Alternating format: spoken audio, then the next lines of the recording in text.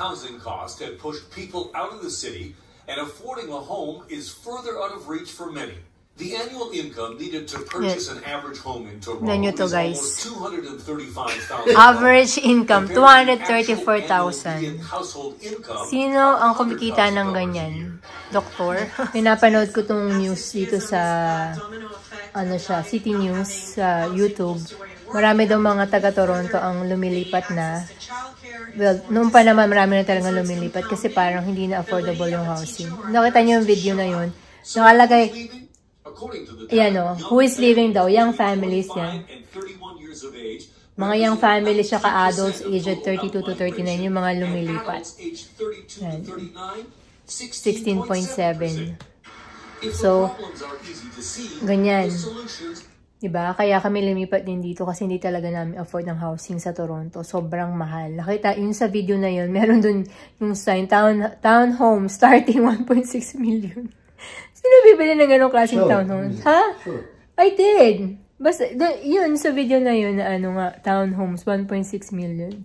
Grabe. Dito, makakabili ka pa ng mga townhouse na nasa 400. Kasi hindi din ka ganun kalaki yung mga condo fees. Hindi ka tulad sa Toronto. Yung mga townhouse doon, lalo na pag lumang-luma, mga nasa 500 to 900, 1,000 yung condo fees. Condo fees lang yun, parang mortgage na. So, ganun siya kamahal. Yan. So, yun nga, talagang ibabalance nyo talaga kung ano yung gusto nyo sa buhay. Kung gusto nyo magkabahay, hindi ang Toronto para sa inyo. Kasi sobrang mahal at saka ang Vancouver. So, mahirap magkaroon doon ng bahay. Yeah, pero kung gusto nyo yung lifestyle doon sa Toronto, you could stay there. Marami din naman kasi ang ayaw din lumipat dito kasi parang dito sa Alberta. Kasi hindi nila type yung lifestyle dito sa Alberta. Right? Ha? If you want the lifestyle, you can pay 2-3 times more. Yeah, kasi iba-iba rin kasi ang tao Iba-iba. Kasi marami din kami nakakausap ng mga Toronto pag sinasabi, mga taga-Toronto na, lumipat kayo dito. Parang hindi nila maiwan yung Toronto kasi yung lifestyle nila doon iba. Marami kasing mga doon, mga happenings doon na pwedeng gawin. Basta hindi ka may inip sa sobrang dami ng pwede mong gawin. Maraming pagkakagastosan. Yun lang din. Yun. So, kung hindi nyo priority ang magkabahay at yung lifestyle nyo ganun, si Toronto is good, is nice talaga to live there. Pero kung if you have a family na gusto nyo ng your own space, your own house, Alberta is still affordable. Yun. Medyo nga ngayon nag-stabilize na yung housing market. Hindi na siya ganun sobrang taas na nagsaspike. Kasi nga ngayon napakadaming mga, dito babes, supply ng mga bahay. Pag nag-search kayo sa mga realtor.ca, sa mga ang daming listings. Ang daming nagbebenta. Kaya buyer's market ngayon. Buyer's market. Kaya pwede kayo makapagtawaran. Hindi katulad dati, nag-bidding war. Minsan, 100,000, 50,000 more dapat ang ipibid nyo para makuha nyo yung bahay. Ngayon, hindi ngayon ganun. So, minsan palugi yung binibenta yung mga bahay. So, it's a buyer's market right now. If you wanna buy a house right now is the right time to buy a house. Yan. Yun lang. So, tsaka interest rate, bumababa na rin. Kaya talagang buyer's market ngayon. So, maraming choices na mapagpipilian talaga ngayon, lalo na pag tumingin-tingin kayo, napakadaming mga bahay na available. So, huwag kayong magsisettle sa kung ano na una nyo nakita. Kailangan maghanap-hanap kayo, ganyan. Tapos magtawad-tawad para makakuha ng good deal. Yan. So, yun lang. Kaya mahirap magbenta ng bahay ngayon. Kaya sa mga nagbabalak magbenta ng bahay naman, it's sobrang hirap magbenta ng bahay. Kaya, antay-antay muna bago pag medyo okay na yung market saka nila magbenta ng bahay. Ayan, i-film ko daw siya. Well, assembling yung, ang tawag dyan? Stationary bike. Kasi kailangan niya na mag-diet. Kailangan niya na mag-lose ng weight pala. Ayan. Kasi yung gout niya sumasakit. It's hard tumayo sa paa niya dahil mabigat siya masyado.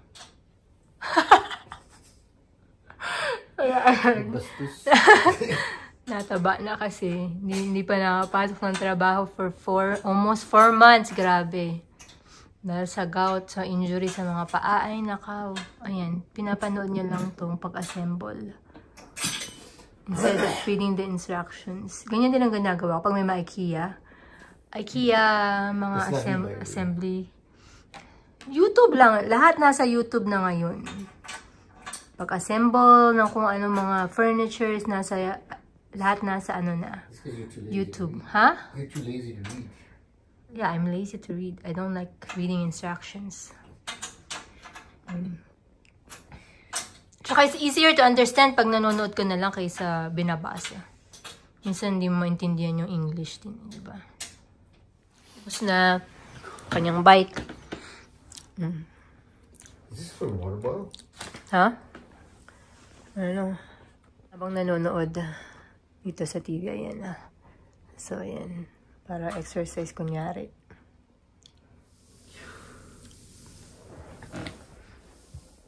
Ang bagal. Ano nito? Anong brand nito? Sa Amazon to eh. Naghanap kami ito. Ito pala, I don't know. Dimasan? I don't know how to pronounce it.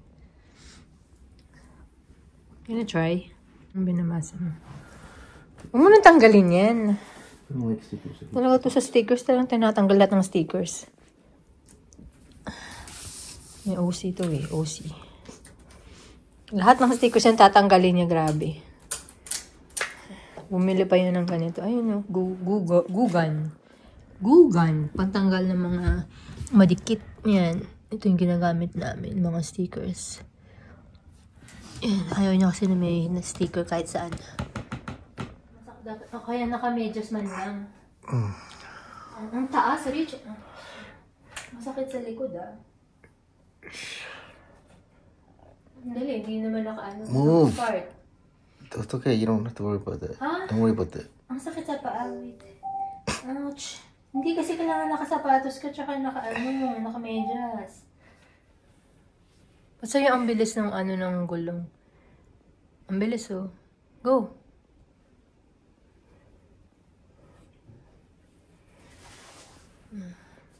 So, hello guys. So, today meron tayong bisita dito sa ating bahay. Darating dito yung aking high school classmate sa Victorino Mapa High School. Doon ako nag-high school noon.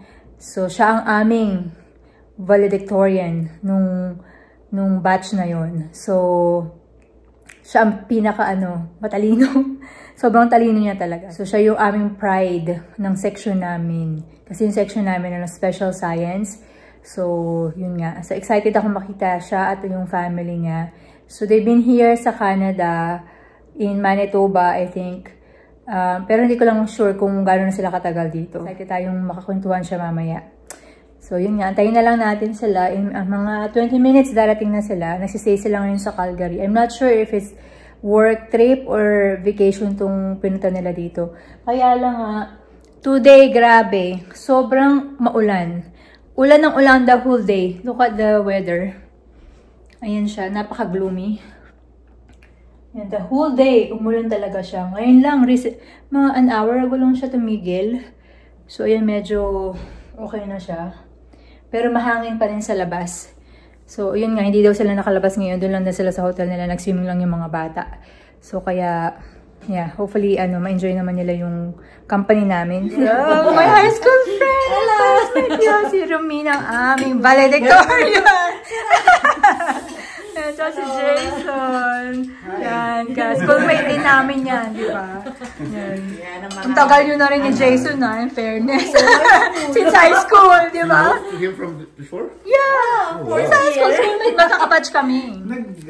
Officer ka ba nun? Oh, officer ako.